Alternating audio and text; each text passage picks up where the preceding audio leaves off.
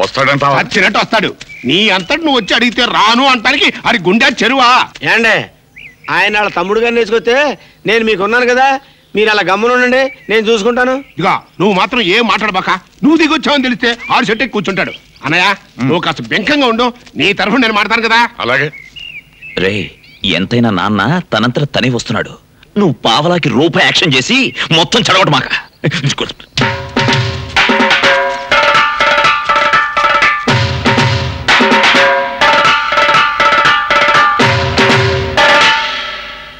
ఎంత ధైర్యం రా నీకు?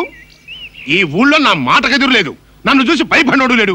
అలాంటి నేను నా అంతలుగా నీ దగ్గరికి వస్తే పెద్ద పొగరబోతులాగా తలదిప్పుకుంటావా? అబ్బే, ఇవి నా మాటలు కాదు బాబు, మీ నాన్నగారి మాటలు. ఏంటి ఆయన మాటలు రావా? నిన్ను తోడు తెచ్చుకున్నాడు, ఎందుకలా గొంతు చించుకుంటాడు? ఆయన అరుపులకైనా భయపడతాననుకున్నాడా? అసలు ఎందుకు వచ్చాడంట? అయ్యి బాబాయ్, ఈ నా మాటలు కదా గారు, అబ్బాయి గారు చెప్పండి మాటలు. చేసిన ఏదో పంచాలు, నోరు మూసుకుని ఇంటికి రా. ఈ కూడా మీ నాన్నగారి మాటలే. అలా అడిగితే రావాల్సిన అవసరం మాకేం లేదు. మీరు చీ అన్నా ఛా అన్నా పడుంటానికి నేను ఆ ఇంటి కుక్కనేం కాదు. అయ్యి అబ్బాయి గారి మాట. చేసిన ఏదో పనికి లంపలేసుకుని బుద్ధిగా ఇంటికి రమ్మను. రాకపోతే ఏం చేస్తావు? నా ఆస్తిలో చిల్లి గవ్వ కూడా ఇవ్వను. బోడేస్తే ఎవరికి కావాలి? ఈ మొక్క గట్టిగా గుర్తుంచుకో. రేపు మళ్ళీ మనసు మార్చుకుని తప్పు అయిపోయింది నన్ను క్షమించిన అన్నా అన్న గొమ్మల్లో కాలు పెడితే కాళ్ళు నరికి బయటికి పంపిస్తా. అంత కర్మ నాకేం పట్టలేదు. తిండి దొరకపోతే బస్ స్టాండ్ లో అయ్యా అమ్మ తండ్రే అని అడుక్కుంటానేమో గానీ మీ ఇంట్లో అడుగు కాదు కదా, అంగుళం కూడా పెట్టను. అన్నయ్య అనేసాడు. ఒక్క విషయం గుర్తుంచుకో, నీకు బుద్ధొచ్చి నీ అంత నువ్వే వచ్చి నాన్న నన్ను క్షమించు అనే వరకు నీ ముఖం కూడా చూడు. నువ్వు కూడా ఒకటి గుర్తుంచుకో, ఆ అమ్మాయిని బయటికి పంపేంత వరకు నేను ఆ ఇంట్లో అడుగు పెట్టను. అది జరగదు. ఇది జరగదు. పోరా, నిలవ నీళ్ళకుండా పోతావురా. అంత మాట్లాడకండి. అబ్బాయి గారు ఉండడానికి పెద్ద బంగ్లా చూసాం. బంగ్లా చూసావా? ఒరే నరసింహం, ఈ ఎదవ ఉన్నంతకాలం ఈ ఎదవ కూడా బాగుపడ్డాం. ఇక మనం వెళదాం పద. ఇదిగో నరసింహం గారు, జాగ్రత్త అండి, పొలం గట్ల మీద ఈ వయసులో కాలు దాడితే బాగుండదు. ఎలా ఇచ్చారండి మడతలో కెడతా? ఒకసారి తిరగరా. ఇలా కొట్టారంటండి.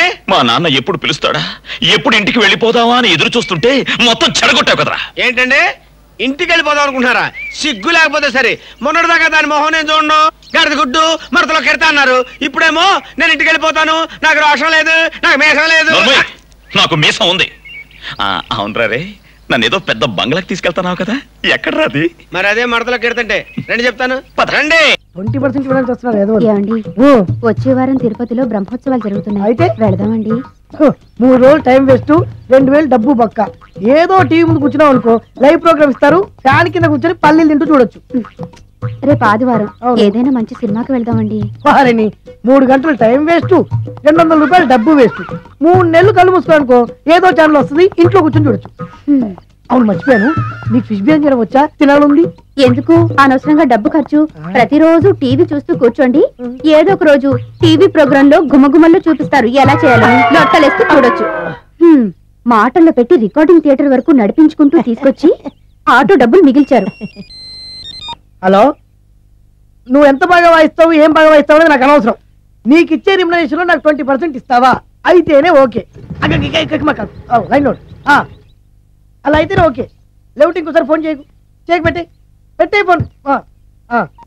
ఇదిగో నువ్వు పంజాబ్ వెళ్తున్నావు కదా, మా ఆవిడ్ని మాధురి రికార్డింగ్ థియేటర్ లో డ్రాప్ చేసి ఆ తర్వాత వెళ్ళు, అర్థమైందా? అలాగే సార్. ఒక్క నిమిషం ఉండే. హలో, ఏమైనా నాకు సొంత ఎందుకయ్యా? నువ్వు ఎంత సీనియర్ అయితే నాకెందుకు? 20% ఇస్తావా? అలా అయితే రికార్డింగ్ థియేటర్ గిటార్ వేసుకుని వచ్చాయి. ఇది ఒక్క నిమిషం, పక్కనే కదా ఇల్లు, నడుచుకుంటూ వచ్చి ఆటోలో వచ్చానని చెప్పి మా బాస్ దగ్గర 100 రూపాయలు తీసుకో. మా బాస్ దొరకకుండా 100 నాకు ఇచ్చి. అది ఇగో ఒక్క నిమిషం, ఇంటి దగ్గరే టీలు టిఫిన్లు తినేసి వచ్చాయి. ఓకే, ఈ పేరు చెప్పి టీలు టిఫిన్లు 3 మారిక్ చేతి ప్యాకెట్లు, 4 సిగరెట్ ప్యాకెట్లు అని 100 రూపాయలు ఒకేసారి. నువ్వు వెళ్ళు. ఇగో నువ్వు ట్రాక్ పరంగా 2000 రూపాయలు ఇస్తారు, నాకు 200 రూపాయలు కమిషన్ ఇవ్వాలి. ఓకేనా? నేను మీ భార్యనండి. మర్చిపోయాను, నువ్వు వెళ్ళు. ఇగో మా ఆవిడ డ్రాప్ చేసిన వెళ్ళు, మధ్యలో ఎటు మాక వెళ్ళు. మా గురువు గారు కూడా అనవసరంగా పెట్రోల్ వేస్ట్ చేస్తున్నాడు, నడుచుకుంటూ రావచ్చు, ఇంత పెద్ద బండి ఎందుకో. Hello, good morning sir. Good morning. ఏమిటి లేటు? Good morning morning. ఏమిటిది? మోడర్న్ డ్రెస్ రా? మోటార్ పేచర్ సార్. ఇదేమన్నా రియల్ ఎస్టేట్ ఆఫీస్ అనుకున్నావా? ప్యాసర్లు సెలవులు పెట్టుకోవడానికి? ఇది ఎగ్జామ్ హాల్. మా అమ్మ హార్ట్ పేషెంట్ సార్, కేజీహెచ్ లో చేర్పించావు. నేను ఎగ్జామ్ కు వెళ్ళనంటే డాక్టర్స్ ఫీల్ అయ్యి మా అమ్మ హార్ట్ బీటు బీపీ పల్సు ఎప్పటికప్పుడు పేజర్ లో మెసేజ్ పంపిస్తామన్నారు సార్. అందుకనే ఇట్స్ ఓకే. మా మదర్ కూడా నేను ఎగ్జామ్ రాస్తుండగానే చచ్చిపోయింది. అప్పుడు ఇండియాలో పేజర్స్ సెల్స్ లేవు, పేదరికం తప్ప. బట్ వన్ కండిషన్, ఈ పేజర్ ని నా దగ్గర ఉంచుకుంటాను, ఎందుకంటే నేను చాలా స్ట్రిక్ట్. అలాగే సార్. హలో,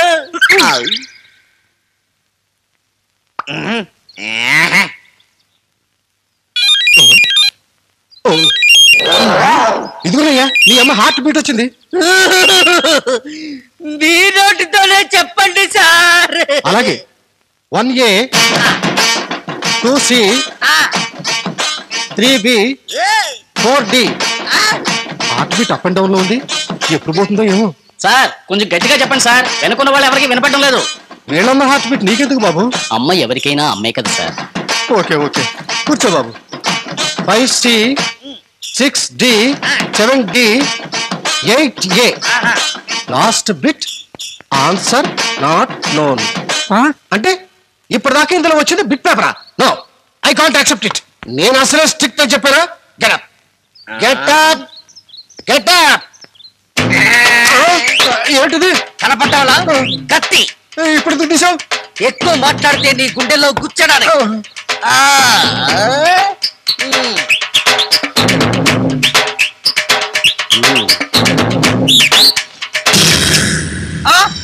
ఏంటి సార్ ఇది? కనపడ్డవలే గన్ను. భావి భారత పౌరులు తీర్చిదిద్దాల్సిన మీరేలా గణిస్తారా? భావి భారత పౌరుడు నువ్వు చాకు తీయగలండి, నేను గన్ తీస్తే తప్పేమిట్రా? ఓహో, మీరు ఆ రూట్ లో వచ్చారా? నాకు తెలుసురా, నువ్వు చాకు తీశావు, నేను గన్ తీశాను. ఇంతకంటే పవర్ఫుల్ వెపన్ ఏదో తీస్తావని నాకు తెలుసు. కాదనుకో. వద్దు సార్, నా మాట వినండి. జేబులో చేయి పెట్టకండి సార్, దెబ్బైపోతారు. నేను ముందే చెప్పాను, జేబులో చెయ్యి పెట్టకండి సార్ అని. ఈ 100 రూపాయలు పెట్టుకెళ్ళి ట్యాంక్స్ కట్టారు కొనుక్కొచ్చావు. మీరే ఉంచుకోండి సార్, గ్లౌస్ కొనుక్కోండి.